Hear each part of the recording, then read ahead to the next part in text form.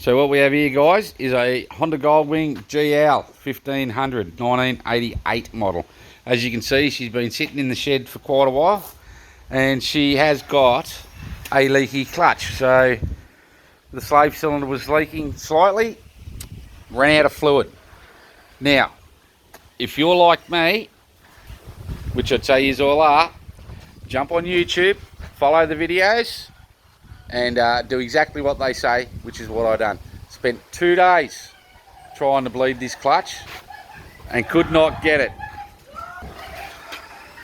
I even got to the point where I bought a slave cylinder rebuild kit and a vacuum pump and put that in, and guess what? Still didn't run. So a little tip: find a hill, push it, get it started, find a hill, get it rolling, put it in first gear and take it for a ride, because within 5 minutes of that clutch spinning in the oils, it started working and is working perfectly. So just a little trick there, guys.